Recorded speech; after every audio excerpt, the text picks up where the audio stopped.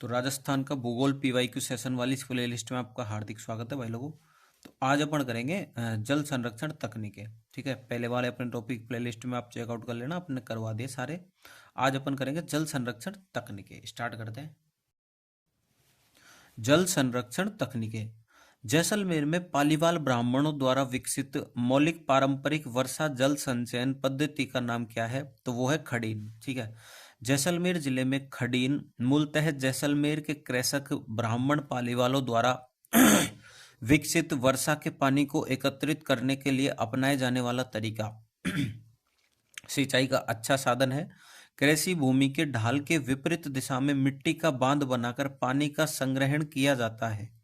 जैसलमेर के उत्तर में स्थित बड़ी संख्या में पिलाया झीलों, जिन्हें खडीन कहा जाता है, से नमक का उत्पादन भी होता है। निम्न में से कौन सी परंपरागत जल संरक्षण की विधि नहीं है? तो तालाब नहीं है, नाली है, खडीन है, टाका है। परंपरागत जल संरक्षण की विधियां: मदार, नेहटा, नेस्टा और खडीन। नाड़ी नाड़ी एक प्रकार का पोखर होता है जिसमें वर्षा जल संचित होता है। टाका, इनका निर्माण खेतों, घरों, गड्ढों तथा किलों में वर्षा जल के संग्रहण हेतु किया जाता रहा है। ठीक है।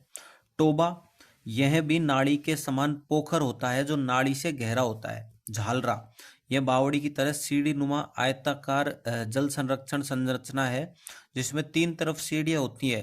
झालरा में अपने से ऊंची झील, तालाब, बांध आदि से पानी रिस रिस कर आता है। ठीक है। बावड़ी, राजस्थान में प्राचीन समय से ही जल संग्रहण एवं जल प्राप्ति हेतु बनाए गए सीढ़ीदार वृहत कुएं बावड़ी कहलाते हैं। कुई या बेरी, इसका निर्माण तालाब आदि के पास किया जाता है ताकि उनका पानी रिसकर इनमें इकट्ठा हो जाए, जिससे पेयजल आदि के काम में लिया जा सके। ये 10 से 12 मीटर तक गहरी होती है। ठीक है। जोहड़, शेखावाटी क्षेत्र में कच्चे व पक्के कुओं का निर्माण जल प्राप्ति हेतु किया जाता है, जिसे जोहड़ या नाड़ा के नाम से जाना जाता है। पालर पानी, राज्य के ग्रामीण अंचलों में संचित वर्षा जल पालर पानी के प्रति विशेष लगाव है। इसमें वर्षा जल को मकानों में टैंक बनाकर संग्रहित किया जाता है, जिसे पालर पानी कहते हैं। यह पानी रेगिस्तानी क्षेत्रों में पेयजल का प्रमुख स्रोत है। अब राज्य सरकार ने नए बनने वाले सभी सरकारी भवनों व निजी भवनों में वर्षा जल को संरक्षित करने हेतु वाटर हार्वेस्टिंग प्रणाली स्थापित करना अनिवार्य कर दिया है।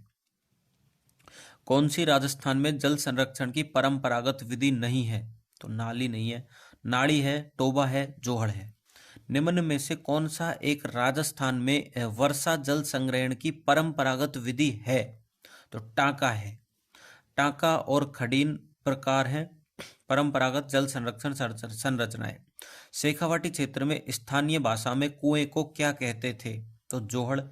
शेखावाटी के अंतः प्रवाही क्षेत्र में निर्मित कच्चे जल स्रोत को किस नाम से जाना जाता है? तो नाड़ा। ठीक है, शेखावाटी के अंतः प्रवाही क्षेत्र में।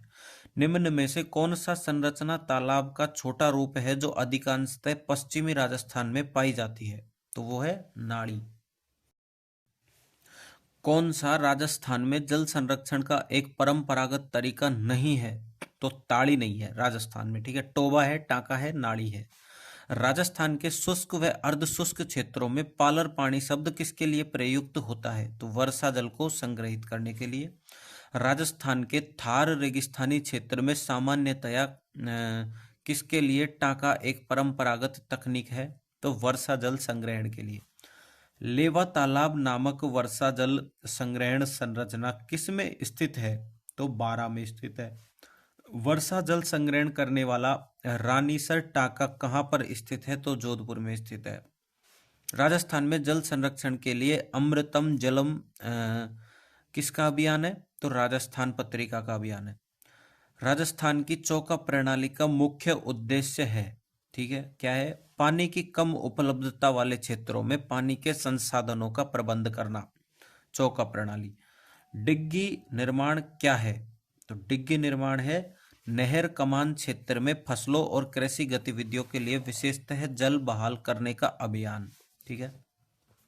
जल शक्ति मंत्रालय ने जल शक्ति अभियान की शुरुआत वर्षा को पकड़ो जहां यह गिरे जब यह गिरे थीम के साथ की है। निम्नलिखित में से कौन से अभियान की प्रमुख मध्यस्थता है? ठीक है, तो वो है अपने जल संरक्षण और वर्षा जल संचयन, बिल्कुल सही है। पारंपरिक और अन्य जल निकायों टैंकों का नवीनीकरण, ठीक है, और बोरवेलों का पुनः उपयोग और पुनर्भरण, और वाटरशेड विकास, और गहन वन रोपण। ठीक है। जल शक्ति अभियान catch the rain, catch the rain 2023 की विषय वस्तु कौन सी है? तो पेयजल के लिए स्रोत की निरंतरता, सस्टेनेबिलिटी। ठीक है। व्याख्या, जल शक्ति अभियान 2024 थीम नारी शक्ति से जल शक्ति। क्या आप जानते हैं जल संग्रहण की भंडारण संरचनाओं को दो भागों में विभक्त कर सकते हैं?